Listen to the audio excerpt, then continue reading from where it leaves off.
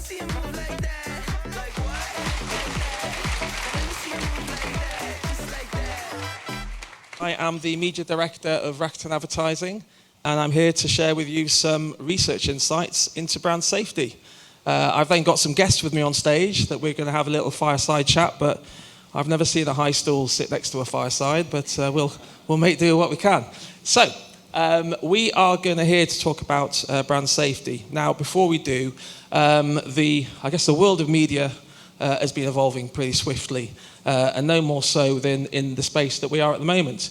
It's experiencing radical transformation that has been defining what is seen as the world of advertising. At the forefront of this has been connected TV. Connected TV is essentially not just being a new trend or a new buzzword that's going to be passing. It is going to be a permanent adjuster. So with that, we've worked extremely hard to put together some research which is looking at the new frontier of advertising. Now, New Frontier of Advertising is looking at a European-wide scale into sharing a sneak peek, which I'm just going to share with you today. That's been part of a white paper put together into having a sort of go-to-market resource into navigating the shifting trends in connected TV. And so, without further ado, we will use the topics that we're discussing and get an insight from the buy side and the server side to sort of channel in how to take it to the industry. So, next slide. Right, so where does the data come from? So Rakuten has worked closely with all our European territories, and the primary focus has been on two key points. One of them being that we've been working with key stakeholders in the media buy side, 750 individuals, and also covering a number of territories which included UK, France, Germany, Italy, and Spain. But for our discussion, we're just going to focus primarily on UK. Now, the key concerns that have come out of our research within brand safety, the main one has been ad fraud and invalid traffic. Now, not the sexiest topics in the world, but it's the one that came up as 54% as being the main concern within brand safety, closely followed by ad placement in competitive environments and control over ad placement.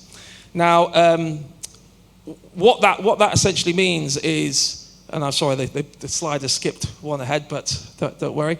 The other insights we want to cover is obviously confidence in brand safety. Now, the UK, thankfully, is quite advanced in this space, and it is in the highest in Europe.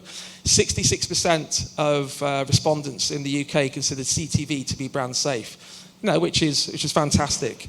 However, what was most surprising is out of those same respondents, only 61% considered linear TV to be brand safe. So we're really going to sort of dive into those topics later on. But upon reflection, one of the most interesting points that out of everyone, only 8% experienced incidents within brand safety within the CTV space. So, a huge development certainly for the UK. Next slide.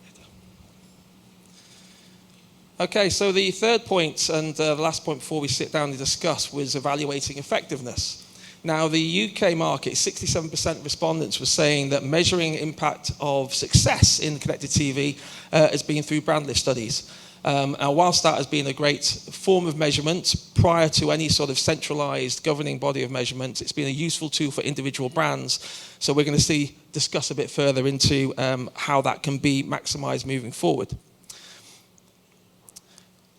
Now, so the 360-degree chat. Now, a bit of a surprise here. We had a little bit of a last-minute dropout. So my gender device, a gender split, which was equal, has now turned into two middle-aged white men called Tom.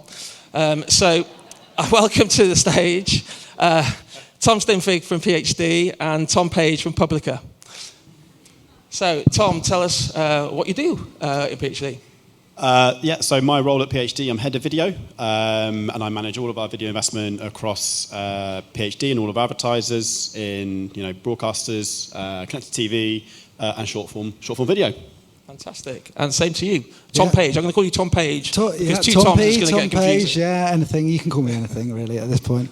Hi, I'm Tom. I'm sales director at Publica, so my role is managing our EMEA-wide relationships with some of our fantastic publisher clients. Great stuff. So let's jump straight in. So the main topic on the first point was from the trend that stood out the most was ad fraud. Okay.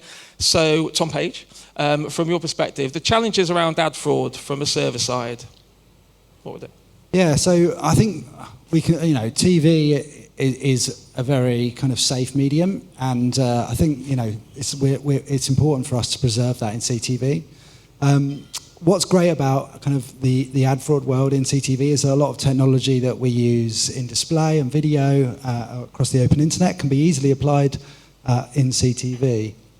But there has had to be some development because there are new forms of ad fraud emerging. So, for example, everyone talks about viewability and invalid traffic, but without going down the acronym rabbit hole too early in this session, there's things like SSAI spoofing occurring, which is where a company, a nefarious actor, might create fake breaks that they then send to buyers. And Publica has had to develop an SSAI technology that works in conjunction with their ad server in order to prevent that. Okay, I mean, so from the tech side, is there's much more challenges beyond whether the TV's on? Or... Yes, exactly. Yeah, of course, and also, the other thing is ad placement and things like that. And I think there's some really, really powerful controls that publishers now have, which might not have been the case a few years ago. So obviously, anyone who works in TV, I've got a TV background myself, is very familiar with the kind of BCAP rules that publishers have to follow. And CTV premium CT environments like Rakuten probably want to adhere to some of those rules and regulations too, in order to maintain their premium status. And really, publishers now have the same level of control that a TV broadcaster might have over their linear inventory with their CTV inventory, whether it's traded programmatically or on a direct buy basis. No problem. But I didn't pay you for the plug, but thanks very much. So from the buy side, Tom, ad placement positioning and the importance of the ad placements in the environment of the ad pod. What movements are being made by you and your team? How important is this being for your side? Yeah, I mean, it's obviously very important. It's something we look at. We have done for a while. Brand safety as well. That's top of our agenda to make sure that what we are buying is validated by third parties. But in terms of ad placement, working with those premium publishers and making sure we've got quite a finite list of publishers that we work with, that we trust, that we know that, like Tom said, are getting increasing control of the inventory, the ad pods, where it's delivered, really helps us, and it gives our clients, our advertisers, confidence to sort of invest in the medium before we start even then digging down into the performance of what it delivers for our clients, sort of over the medium and longer term, really. But we definitely found sort of that we've been able to get a bit more control over this. So we've had a number of clients sort of ask that question as well, sort of increasing over the past 6 months. Absolutely. Fantastic. Well, it's moving in such fast advancement, so we definitely aim to please on the positioning. So look, the big talking point out the study was the controversial topic, let's just say, of connected TV being seen in the research to be more brand safe than linear TV. Now, I'm equally surprised, but what's your take on that, Tom? Yeah, pretty surprised as well. TV is heavily regulated. It's obviously been around for a long time. All agencies have, very stringent processes of making sure that everything that our clients' advertising goes out in is very brand safe. But I think a lot of what that study suggests is the advancements that's happened in the tech to allow us as buyers to sort of have more control over exactly what we're buying, where it's being delivered, how it's being delivered, to make sure that brand safe environment can be sort of transitioned over from telly into a connected TV environment. And that's important as well, because especially with the way that we look at it at PhD, we want to be able to compare TV and growing CTV and fast channels sort of like for like, but having that confidence of that brand safety and the ability to do so is really important. So yeah, that's an interesting study certainly that you got from what you did recently. Yeah, and then to Tom Page, from the tech side, I can only assume from the numbers being high is because they're trusting the tech. So what's your take on those numbers? Yeah, I think it's slightly surprising, but if you actually think through it, right, CTV is probably again benefiting from some of the trust that TV's built up over the last few years. I also think, a lot of the CTV that's being transacted at the moment is being transacted with, premium CTV suppliers like Rakuten, and they might have a direct relationship with that client, and they know that Tom can go out, he can spend on Rakuten. It's in a premium environment. It's safe. You're using the right technology to curate the content. And also, he's able to reach audiences that maybe he couldn't reach in linear, or are more difficult to reach in linear. And so, I'm not hugely surprised, but it's not what you would think initially. I also think there's probably an element of, having worked in TV, I've spent many a Friday afternoon sweating because one of my spots is going out in something it shouldn't do. And if you're not aware, linear TV breaks are locked down a few days before transmission. So you might lock down, Tuesday on a Friday. So, it makes it quite hard to react to world events, things that might happen on the news. Whereas, Rakuten can log into their ad server and turn off a campaign like that. And it can that can prevent that copy going out in seconds. Whereas, Tom used to be on the phone to me, shouting down, telling me it's got to come out, and then I'm buying donuts for the team in traffic. We never did it ever.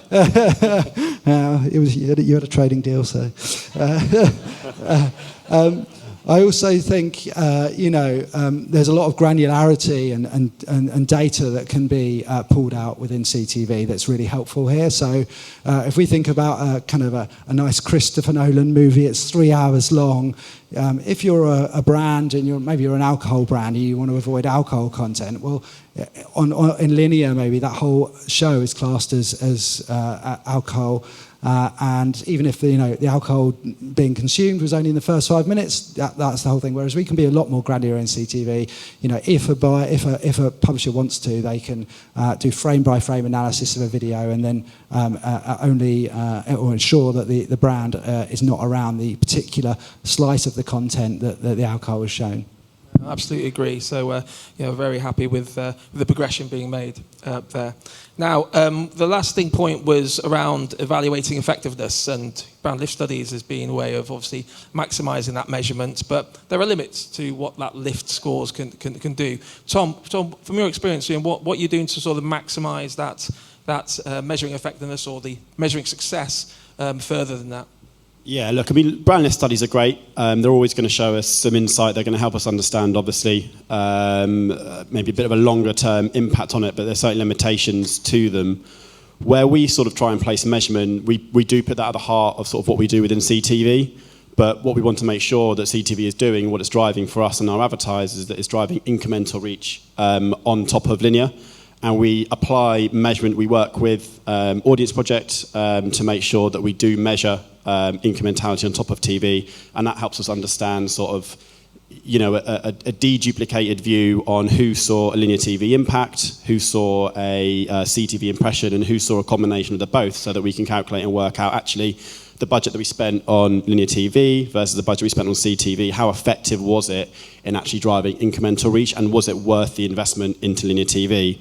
When you sort of start from that basis, and then you're working up from sort of the brand safety concerns that we've already addressed with advertisers, and making sure that the partners that we're working with in CTV are really high quality. It's, content that people want to watch, they want to log in, they want to, watch a certain genre or a certain fast channel, whatever it might be.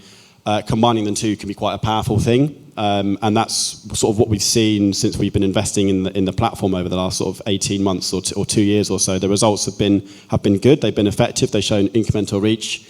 It's clear to us that it attracts a younger audience, which TV is struggling to do so more and more these days. So yes, brand lift studies are good. They are useful, but really for us at this moment in time, it is making sure that we measure the incrementality and then taking data to enhance that incrementality, so that every pound spent in CTV is being used to the full, and it is delivering incremental reach rather than a combination of both reach on TV and on CTV. So yeah, that's sort of really important to what we do. Brilliant. Thanks very much. Well, I mean, those are the 3 points covered. So just taking to the next slide, which is basically the final bit of the research is what needs to change. It's what all respondents were covering. And what I'm going to do is just basically see what we've discussed here now, if it mirrors any of the points there, and if we're going in the right direction. So the first point is the increased transparency around ad placement. I think we've covered that off. The fact that you can access, the individual pods. You can specifically go for a particular piece of content. So, that's definitely in the right direction. The enhanced verification and measurement. So beyond the brand lift studies, Tom, great example, how you're looking beyond that place. And then the final piece that came out was the mitigation of mitigation of fragmentation of publishers and less premium content. Now, this space, is becoming quite fragmented. More players coming to the space. But I can answer this as a publisher, but without wanting to do a sales pitch, because I know you've seen a few of them already. I'm going to encourage you to come see me after, and I can take you all the way through Rakuten's CTV Vision solution, which basically ticks all that bit off and offers a very simple solution to success. So that all that leaves me now is to say thank you to my guest, to Tom Page, and thank you everyone for listening. Speak to you soon.